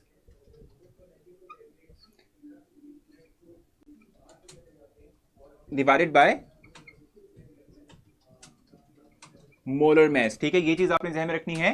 देखो मैं आपको बताऊं, अगर आप जो है given mass over molar mass की बात करते हो, यानी given mass over molar mass को जो है अगर आप जो है थोड़ा सा एनालाइज करते हो, सो आप ये बात जानते हो जितनी ज्यादा हमारे पास डिनोमिनेटर वैल्यू बड़ी होती है, ठीक है, उतने ही हमारे पास फ्रैक्शन की वैल्यू आती है, ठीक है। आपने इसको बगैर सॉल्व किए किस तरीके से है राइट ऑप्शन तक पहुंचना है, मैं सिंपली ये बता रहा हूं कि मोलर मास है, ठीक है, जितना ज्यादा मोलर मास की वैल्यू होगी उतना ही हम कहते हैं कि ओवरऑल जो फ्रैक्शन वैल्यू है वो छोटी आएगी, थोड़ी आएगी, ठीक है। आप यहां देख सकते हैं कि वाटर जो है इसके मॉलिक्यूलर मास की जहां तक बात है तो वो कितना होता है, 18 होता है, ठीक है। C2H4OH जो है अगर आप इसको टोटल करोगे सम तो ये अराउंड 44 होगा, ठीक है। इस तरीके से कार्बन मोनोऑक्साइड है कि 28 होता है। N2O4 की जहां तक बात है तो N हमारे पास नाइट्रोजन का एटॉमिक मास जो है वो 14 होता है, सो 14 2 28 होगा, ठीक है। 28 हमारे पास होगा ये, और ये 60, ये हमारे पास कितना होगा, 64 होगा। 64 और 28 को ऐड करेंगे तो हमारे पास कितना बनेगा भाई, 64, ठीक है। ये बन जाएगा अराउंड 92, ठीक है, 92 बन जाएगा। सो आप देख सकते हैं मैंने अभी आपको बताया कि जितना ज्यादा मोलर मास होगा उतनी ही फ्रैक्शन की वैल्यू थोड़ी आएगी, ठीक है। जितना ज्यादा हमारे पास क्या होगा, मोलर मास ज्यादा होगा उतनी ही फ्रैक्शन की वैल्यू थोड़ी आएगी, छोटी आएगी। सो हम समहाउ कहते हैं कि चूंकि सबसे लेस मोलर मास जो है वो वाटर का है तो ये हमारे पास ऑप्शन राइट होगा। विदाउट कैलकुलेटिंग हम कह सकते हैं सर निकल के 5 आइसोटोप होते हैं, यूरेनियम मोनो आइसोटोपिक, यूरेनियम की वजह से देखो मैं आपको बताऊं यूरेनियम के 3 आइसोटोप आइसोटोप होते हैं, वो मोनो आइसोटोपिक नहीं है, ठीक है। 3 के 11 आइसोटोप्स होते हैं। टेस्ट में एमसीक्यू 2 के निकले भी आंसर बनता है। भाई कौन से क्वेश्चन की आप बात करें, मैं बता देता हूं आपको, वन बाय वन बता देता हूं। एक तो हमारे पास था मोर अबंडेंट आइसोटोप इन एलिमेंट्स, ठीक है, is one with even atomic mass हमारे पास होता है, ठीक है। जो मैंने आपको क्वेश्चन प्रोवाइड किए थे मैं उनकी बात कर रहा हूं। Which one of the following has the maximum number of isotopes, तो वो 10 था जिसके हमारे पास 11 नंबर ऑफ आइसोटोप्स होते हैं, ठीक है। इसके बाद हमारे पास था which one of the following is not mono isotopic, तो यूरेनियम मोनो आइसोटोपिक नहीं होता। रीजन क्या है कि यूरेनियम के 3 आइसोटोप होते हैं, 235, 237, 238, 3 आइसोटोप होते हैं। एक बार फिर से रिपीट कर दे, मैं ईमान कर देता हूं उसको, ठीक है। और उसके बाद फिर जो है हम कहते हैं कि which of the following statement is wrong for the about the isotopes, तो उसमें हम कहते हैं they possess different position in periodic table. हम कहते हैं डिफरेंट पोजीशन नहीं होती, एक ही जो है पोजीशन होती है, ठीक है। यूरेनियम के 3 आइसोटोप होते हैं, इसलिए वो मोनो आइसोटोपिक स्पीशीज नहीं है, ठीक है। और फिर हमने कहा था the properties of the element, ठीक है, mostly correspond to the isotope which has relative abundant, जितना ज्यादा रिलेटिव अबंडेंट होगा उसके अकॉर्डिंग हम ओवरऑल किसी कंपाउंड की हम कहते हैं कि हमारे पास क्या है भाई, क्या कहते हैं, प्रॉपर्टी शो करते हैं। और क्लोरीन के आइसोटोप्स 2 होते हैं, एक नहीं होता, 2 होते हैं, ठीक है। मैंने आपसे कहा कि लार्जेस्ट नंबर ऑफ मोल्स कितने होंगे, मैं आपसे कहा कैलकुलेशन करने की आपको कतई जरूरत नहीं है। अगर आप सिंपली तौर पे जो है क्या करते हो, सिंपली तौर पे अगर आप मॉलिक्यूलर वेट निकाल लेते हो, सो मॉलिक्यूलर वेट से ही आप अंदाजा कर सकते हो कि किसके जो है हमारे पास नंबर ऑफ मोल सबसे ज्यादा होंगे, क्योंकि जितना मोलर मास ज्यादा होगा उतना ही हम कहते हैं फ्रैक्शन की वैल्यू छोटी आएगी। सो इसका हमारे पास नंबर ऑफ मोल सबसे ज्यादा होंगे। सर निकल के भी तो 5 होते हैं, एग्जैक्टली निकल के भी 5 होते हैं, बिल्कुल सही कह रहे हो। सो क्या हुआ, which one of the following is not mono isotopic, uranium, iodine, arsenic, ठीक है। निकल एग्जैक्टली यहाँ मिस्टेक है, एग्जैक्टली बिल्कुल सही कह रहे हैं। निकल और यूरेनियम दोनों ऑप्शंस बनते हैं, बिल्कुल ये यहाँ पर मिस्टेक है, इसको हम देखेंगे भाई, इसको हम ठीक कर लेंगे, ठीक है। बिल्कुल सही कह रहे हैं, दोनों के आइसोटोप 5 निकल के होते हैं। और अच्छा लास्ट 5th एमसीक्यू कह रहे हैं आप एक्सप्लेन कर दें, तो वो भी कर लेते हैं जल्दी से। 5वां हमारे पास था the properties of an element mostly correspond to that isotope which has greater relative abundance, ठीक है। हम कहते हैं रिलेटिव अबंडेंस जिसकी ज्यादा होती है उसके नंबर ऑफ आइसोटोप्स जो है उसकी जो है उसके अकॉर्डिंग हम ओवरऑल किसी कंपाउंड जो है, ठीक है, उसकी प्रॉपर्टीज हम देख रहे होते हैं। सर लास्ट एमसीक्यू बता दिया मैंने आपको ना, आई थिंक लास्ट एमसीक्यू यही था, क्वेश्चन नंबर 5 यही है ना, जो है किस आइसोटोप के साथ कॉरस्पॉन्ड करती हैं प्रॉपर्टीज। जी आयशा जल्दी से नोट डाउन कर लें। MCQ 2 की स्टेटमेंट रॉन्ग है, तो नॉट नहीं आना था भाई, नॉट नहीं आना था, नॉट आना था, लेकिन 2 ऑप्शंस राइट हो गए, निकल और हमारे पास यूरेनियम, दोनों राइट ऑप्शंस बनते थे उसके अंदर, ठीक है। लास्ट MCQ की स्टेटमेंट बता दो ना, ताकि मैं उसको बता सकूं जल्दी से। अच्छा अब मैं आप लोगों के साथ एक और जो है क्वेश्चन शेयर करता हूं, जल्दी से इसको रेस करते हैं और नेक्स्ट MCQ की तरफ चलते हैं।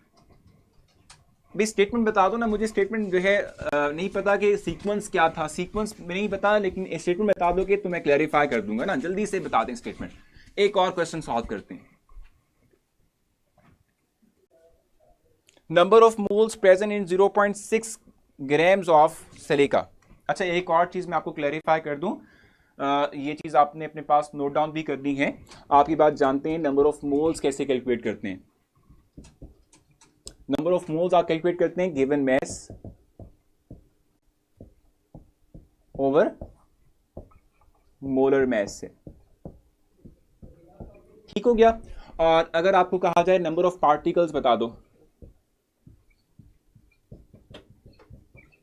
तो आप वो कैसे निकालते हैं, नंबर ऑफ पार्टिकल्स आप निकालते हैं नंबर ऑफ मोल्स को मल्टीप्लाई करते हो विद 6.02 × 10⁻23 से, ठीक है। और अगर आपसे कहा जाए कि नंबर ऑफ मोल्स निकाल दो और आपको जो है नंबर ऑफ पार्टिकल्स दिए जाएं, so give a number of particles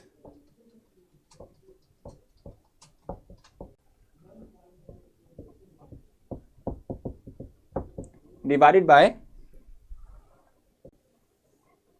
NA करेंगे आप, ठीक है। इस तरह से आप क्या कर सकते हो, गिवन नंबर ऑफ पार्टिकल्स से आप नंबर ऑफ मोल्स को कैलकुलेट कर सकते हो। जी सारे जल्दी से क्वेश्चन पूछें सर, ये तो खुला तजाद है, दोनों ऑप्शंस करेक्ट थे। मैं बताऊं आपको कि वो बाय मिस्टेक जाहिर सी बातें हो गई हैं। मोर abundant isotope of an element one with even atomic number और एटॉमिक नंबर, सो बेसिक तौर पे ये इवन एटॉमिक नंबर होता है। हमने हाजिर पढ़ा था कि वो जो है आइसोटोप्स के यानी वो एलिमेंट्स के जिनके इवन एटॉमिक नंबर्स होते हैं वो रिलेटिवली अबंडेंट होते हैं। सो इवन वाला हमारे पास था। मोर abundant isotope of an element is one with even atomic number and even atomic mass. ठीक है, सो ये हमने पढ़ा हुआ है, कल मैंने आप लोगों को यही प्रोवाइड किया था वो टेबल की फॉर्म के अंदर। ठीक है, मोर abundant isotope of an element is one with even atomic number two बात। ठीक है जी, इवन एटॉमिक नंबर के हाल से हमने कल बात की थी। देखें ये क्वेश्चन, ये जो क्या कहते हैं हमारे पास फार्मूलाज हैं, ये आपको बताना चाहिए सर एक्सप्लेन फर्स्ट एमसीक्यू, तो उसकी सारी मुझे जो ना जल्दी से स्टेटमेंट बता दो ताकि मैं वो एक्सप्लेन कर सकूं। स्टेटमेंट मुझे पता होनी चाहिए ताकि मैं आपको कर सकूं, क्लैरिफाई कर सकूं। स्टेटमेंट पता होगी तो मैं बता दूंगा आपको। जल्दी से बताएं statement. Even atomic number mostly तौर पे हम प्रेफर इवन एटॉमिक नंबर के हिसाब से लिखते हैं। सर मुझे ये लार्जर नंबर ऑफ मोल्स वाला समझ नहीं आया, तो वो लार्जर नंबर ऑफ मोल्स वाला मैंने आपसे कहा था कि आप लोग करते क्या हो, आप लोग करते ये हो कि देखो नंबर ऑफ मोल्स कैसे कैलकुलेट करते हैं, given mass divided by molar mass. तो अगर आपको मोलर मास का पता हो, ठीक है, तो आप अंदाजा लगा सकते हो कि किसके नंबर ऑफ मोल्स सबसे ज़्यादा होंगे, क्योंकि जिसमें डिनोमिनेटर वैल्यू बड़ी होती है उसके लिए हम कहते हैं फ्रैक्शन की वैल्यू छोटी आती है। सर तो अच्छा सर इवन मास नंबर भी हो सकता है, प्लीज़ बता दें। Even atomic number, even mass number हम ओवरऑल कह रहे होते हैं, ठीक है, इवन एटॉमिक नंबर और इवन मास नंबर हम कह रहे होते हैं, ठीक है। लेकिन जो हम राइट ऑप्शन यहाँ पर देखते हैं जो हमारे पास इस वक्त यहाँ मौजूद था, मास नंबर एटॉमिक, यहाँ पर क्वेश्चन है ये, मैं आपको बताता हूँ। इवन एटॉमिक नंबर हम प्रेफर करते हैं, ठीक है भी। Mass number should be multiple of 4, वो तो हमने देखा था बिल्कुल, ठीक है। अच्छा,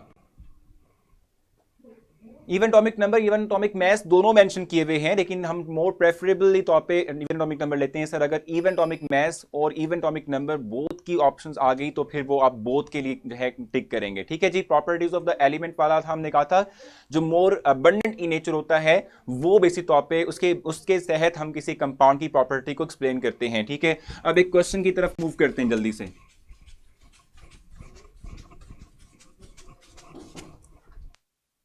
स्टेटमेंट हमारे पास है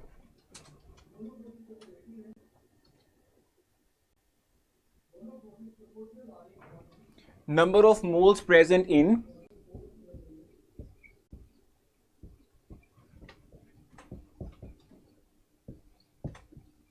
present in 0.6 grams of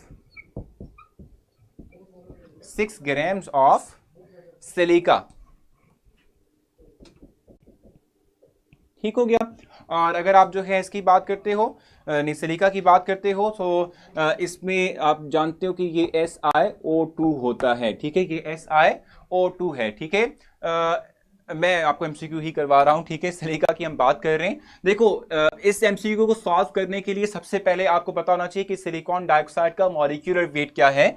molecular weight से पहले आपको बताना चाहिए कि इनके एटॉमिक मैसेज बेसिक तौर पे हमारे पास क्या है। सिलिकॉन की जहां तक बात है तो एटॉमिक मैस इसका होता है 28, ठीक है। सर आप ने कि कौन सा कोर्स की बुक में से तैयारी करें, लाइबा बेसिक तौर पे हम जो कोर्स फॉलो कर रहे हैं वो पंजाब टेक्स्ट बुक बोर्ड है, ठीक है, जिसकी जो है बुक्स को हम लेके चल रहे हैं। कोई बुक हमने और रेफर नहीं करनी, मैं आपको खुद नोट्स प्रोवाइड करूंगा, जो की पॉइंट्स होंगे मैं आपको खुद प्रोवाइड करूंगा, ठीक है। सो 28 और ऑक्सीजन जो है यहाँ पर 2 है, सो इसका एटॉमिक मास 16 होता है, 16 टू द 32 होगा। सो टोटल कितना बनेगा हमारे पास, ये अगर हम इसको ऐड कर लें तो ये 60 बनता है। अब हमारे पास गिवन मास क्या है, 0.6 है। 0.6 की हम बात करते हैं, पहले मैं ऑप्शंस आप लोगों के लिए राइट कर देता हूं। ऑप्शंस हम जो है लिख लेते हैं। ए है हमारे पास 0.01, बी हमारे पास क्या है भाई 0.044, ठीक है। सी ऑप्शन हमारे पास जो है ये बनता है 0.064, ठीक है। और डी ऑप्शन हमारे पास बनता है 0.054, ठीक है। अब इसे सॉल्व किस तरीके से आपने करना है, 0.6 को आप डिवाइड करोगे विद द मॉलिक्यूलर मास और अब 0.6 को जब 60 से आपने डिवाइड करना है तो कैसे आप डिवाइड कर सकते हैं? पॉइंट खत्म करने के लिए आप जानते हैं कि आप 1 लगाते हैं, पॉइंट के बाद जितने डिजिट्स होते हैं वो 0 लगाएंगे तो 1/10 आ जाएगा, ठीक है। तो यानी पॉइंट खत्म यहां पर हो चुका है, ठीक है। सो बनेगा क्या? 6/600 बन जाएगा। इसको सॉल्व कैसे करना है? सिंपली 6 अंदर रखेंगे, 600 बाहर आ जाएगा, पॉइंट लगाया 0, एक और 0 इधर आ गया, ठीक है।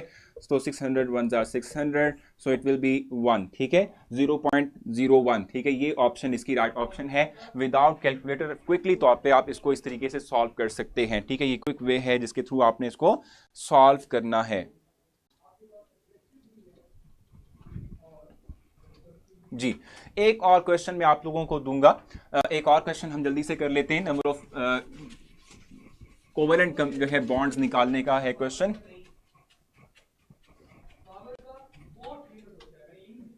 लास्ट में, ठीक है। अच्छा, सो एक और क्वेश्चन हम कर लेते हैं जल्दी से। The number of covalent bonds in 10 grams of ammonia are. Number of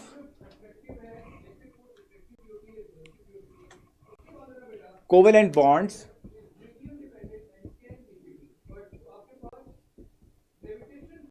in 10 grams of ammonia, ठीक है। ऑप्शंस आपके पास कौन कौन सी हैं? ए ऑप्शन आपके पास है जी, बस लास्ट वन। सर क्या कैलकुलेटर यूज कर सकते हैं? बिल्कुल यूज नहीं कर सकते, विदाउट कैलकुलेटर जो है आपने इसको करना है, ठीक है। ऑप्शंस हमारे पास क्या है इसकी भी? फर्स्ट हमारे पास है 6.02 इंटू 10⁻23। बी ऑप्शन हमारे पास यहां पर क्या है भाई? 1.06 इंटू 10⁻23, ठीक है। सी ऑप्शन हमारे पास यहां पर क्या है? सी ऑप्शन हमारे पास है 10.6 इंटू 10⁻23, ठीक है। डी ऑप्शन क्या बनती है ये आपने देखनी है। डी ऑप्शन है 1.062 इंटू 10⁻24, ठीक है। अब आपने इसको सॉल्व करना है। इसको किस तरीके से सॉल्व करेंगे? देखो, मैंने आपको बताया कि जब भी आपको गिवन मैथ्स प्रोवाइड कर दिया जाए सो गिवन मैथ्स से आप सिंपली जल्दी फौरन से जो है नंबर ऑफ मोल्स कैलकुलेट करते हैं। कैसे नंबर ऑफ मोल्स कैलकुलेट करेंगे? देखो, मॉलिक्यूलर मास क्या है अमोनिया का? 17 होता है। सो आप सिंपली करेंगे क्या? 10 को 17 से डिवाइड करेंगे। अब किस तरीके से विदाउट कैलकुलेटर यूज कर सकते? डिवाइड करेंगे 10, 17 बाहर आएगा, 0.0 लग गया, ठीक है। अब 17 को आप किसी नंबर से मल्टीप्लाई करेंगे ताकि आपके पास जो है रिजल्ट क्या आ जाए? 100 या 100 से लेस देन आ जाए। तो 17 को अगर आप 5 से मल्टीप्लाई करते हैं कितना आता है? 85, ठीक है। तो हमारे पास क्या हो जाएगा? 5 17 आर 85 आ जाएगा, 15 फिर रह जाएगा। इट मीन्स के हमारे पास 0.5 आ गया, पॉइंट लगा हुआ है, 0 और बढ़ा देंगे हम, ठीक है। इसको फर्दर हम सॉल्व करेंगे तो इट विल बी अराउंड 0.57, ठीक है। अराउंड 0.57 नंबर ऑफ मोल्स होंगे। सर जो आप पढ़ा रहे हैं बस वही करना है, एग्जैक्टली वही आपने करना है। सो 0.57 के अराउंड हमारे पास नंबर ऑफ मोल्स हैं अमोनिया के। अगर आप अमोनिया की बात करते हैं यानी NH3 की बात करते हैं तो आप ये बात जानते हैं कि अमोनिया का स्ट्रक्चर क्या है कि अमोनिया के अंदर नाइट्रोजन के साथ 3 हाइड्रोजन डायरेक्टली तौर पे लगे हुए। इट मींस के 3 कोवेलेंट बॉन्ड है। यहां पर कितने हैं? 3 कोवेलेंट बॉन्ड हैं, ठीक है। सो चूंकि 3 कोवेलेंट बॉन्ड्स हैं, आप सिंपली करेंगे क्या कि जो नंबर ऑफ मोल्स आपके पास आए थे अभी अमोनिया के, इसको सिंपली 3 से मल्टीप्लाई करेंगे। अगर आप इसको 3 से मल्टीप्लाई करते हैं you will get 1 point around 1 point क्या होगा हमारे पास? 50 को आप 3 से मल्टीप्लाई करते हैं 150 गेट होता है, 7 3 21 होता है, तो अराउंड 1.7 समथिंग आएगा, ठीक है। 1.7 समथिंग आएगा नंबर ऑफ मोल्स, ये number of moles of covalent bond. इसको आप मल्टीप्लाई करते हो विद 6.02 इंटू 10⁻23 से, तो total number of covalent bonds आ जाएंगे, ठीक है। जो हमारे पास क्या होंगे, जो भी जो है ऑप्शन आप देखते हैं कि बनेगा 1.7 को करोगे 6.02 के साथ इंटू 10⁻23 के साथ, ठीक है। सो आपके पास बेस्ट राइट ऑप्शन जो है वो बन जाएगा। जो भी राइट ऑप्शन हमारे पास इसमें जो है इसके थ्रू बनता है, और वो पॉसिबल ऑप्शन जो हमारे पास इसमें बनता है, ठीक है, वो अराउंड होता है 10.62 इंटू 10⁻23, ठीक है, 10.62 इंटू 10⁻23 इसका राइट ऑप्शन बनेगा। फिर से क्विकली इसको एक्सप्लेन करूंगा, फिर मैं आप लोगों से जांच चाहूंगा। सिंपली करना क्या था आपने कि जो गिवन मैथ था आपने देखा मॉलिक्यूलर मैथ इसका 17 होता है। सो 10/17 कैसे डिवाइड करेंगे विदाउट कैलकुलेटर, 10 को अंदर रखा 17 को बाहर रखा, पॉइंट लगाएंगे, एक जीरो का इंक्रीजमेंट होगी, 17 5 85 होता है। सॉल्व करेंगे तो अराउंड 0.7 के नंबर ऑफ मोल्स हैं। अब मैंने आपसे कहा अमोनिया के अंदर 3 कोवेलेंट बॉन्ड होते हैं, 3 को आप नंबर ऑफ मोल से मल्टीप्लाई करते हो तो ये बन जाता है अराउंड 1.7, और 1.7 को 6.02 इन 10⁻23 से मल्टीप्लाई करते हो, सो सी ऑप्शन इसका राइट ऑप्शन बनता है। सो अब मेरे ख्याल से आप लोगों को क्लैरिटी हो चुकी होगी कि किस तरीके से मोल कॉन्सेप्ट के क्वेश्चन को सॉल्व करना है, किस तरीके से जो है नंबर ऑफ पार्टिकल्स के क्वेश्चन को सॉल्व, यानी एवोगैड्रोस नंबर के कॉन्सेप्ट के अकॉर्डिंग जो कोई क्वेश्चन आएगा उसको सॉल्व करना है।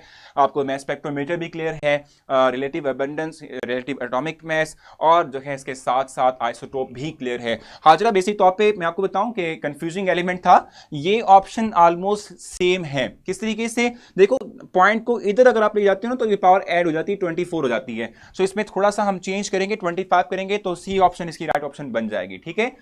विदाउट कैलकुलेटर, कैलकुलेशन दोबारा बता दें जबीन। सो 10/17 से नंबर ऑफ मोल्स कैलकुलेट करते हैं, 10 को अंदर रखते हैं, 17 को बाहर रखेंगे, जस्ट इसको डिवाइड करना है, ठीक है, और अराउंड बन जाएगा ये 0.573 से मल्टीप्लाई करके तो हम नंबर ऑफ मोल्स निकालते हैं कोवेलेंट बॉन्ड्स के, ठीक है। ये बने के 1.7, इसको मल्टीप्लाई करेंगे 6.0 10⁻23 के साथ तो ये आ जाता है, ठीक है भाई। कैलकुलेशंस वाज टफ, बिल्कुल टफ नहीं, सिंपल सी कैलकुलेशन है यार, विदाउट कैलकुलेटर मैंने इसको कर लिया है तो आप लोग भी कर सकते हैं, इसमें क्या मसला है, ठीक है जी। अब आपसे कल मुलाकात होगी, अपना बहुत सारा ख्याल रखना है। मैं आप लोगों को जो है आप लोगों के लिए प्रैक्टिस एमसीक्यूज वर्कशीट की फॉर्म में अपलोड कर दूंगा, ठीक है, और वो आपने जरूर सॉल्व करना है। जो भी प्रॉब्लम आएगी वो मुझे आप वहीं पर पोस्ट में ही जो है मुझसे आप क्वेश्चन कर लेंगे, क्वेश्चनिंग करेंगे तो उससे क्लैरिटी मिल जाएगी। कल के लिए सुन लें, कल के लिए हमने empirical and molecular formula, stoichiometry calculation, ये दो चीजें हमने करनी है, और इसके साथ हम जो है वो स्टेट ऑफ मैटर में एक टॉपिक करेंगे, मैं आपको पोस्ट कर दूंगा। ये पॉइंट्स आप जरूर जो है पढ़िएगा। जब आप पढ़ते हैं तो उसमें क्या होता है, बेसिक जो है नॉलेज आपके पास आ जाता है, हम जल्दी से गो थ्रू करके उससे मुतालिक एमसीक्यूज की एक्सरसाइज को सॉल्व करते हैं। तो अपना ख्याल रखिएगा, दुआ में आप याद रखिएगा। कल मिलते हैं सेम टाइम के ऊपर। अल्लाह हाफिज।